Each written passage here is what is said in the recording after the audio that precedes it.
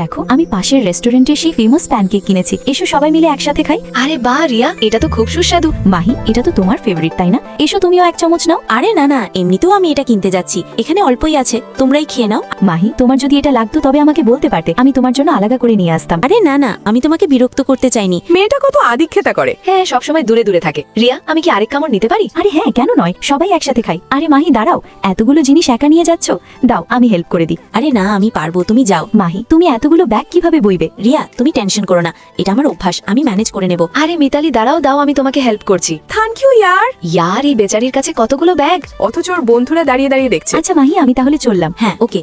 আমার এত তাড়াতাড়ি পিরিয়ডস কিভাবে শুরু হয়ে গেল? ও নো, আমার স্যানিটারি প্যাডও শেষ হয়ে গেছে, এখন কি করি? রিয়া বাইরে গেছে, ওকে বলে দে ও নিয়ে আসবে। খুশির কথা শুনে আমি রিয়াকে মেসেজ করতে যাই, কিন্তু আবার থেমে যাই।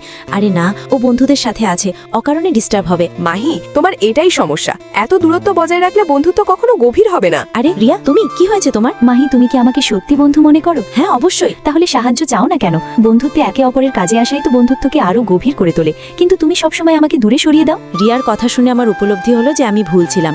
আমি বাইরে যাচ্ছি, কিছুক্ষণ পর আসবো। রিয়া, আমার একটা পার্সেল আছে, তুমি কি নিয়ে আসবে? আরে হ্যাঁ নিশ্চয়। Thank you Riya.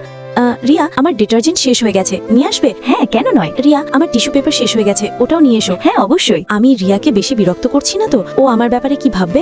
মাহি, তুইও না একটা পাগল। মাহি, তুমি আমাকে একদমই বিরক্ত করছো না, বরং এখন মনে হচ্ছে আমরা সত্যি বন্ধু। ওরে বাবা, ফোনটা কাটেনি দেখছি। আমরা প্রায়ই ভাবি যে সাহায্য চেয়ে আমরা বন্ধুদের বিরক্ত করছি, কিন্তু সত্যিটা হলো এই একে অপরের পাশে দাঁড়ানোই বন্ধুত্বকে আরো গভীর করে। বন্ধুরা লাইক সাবস্ক্রাইব করে কমেন্টে আপনাদের বেস্টির নাম জানান।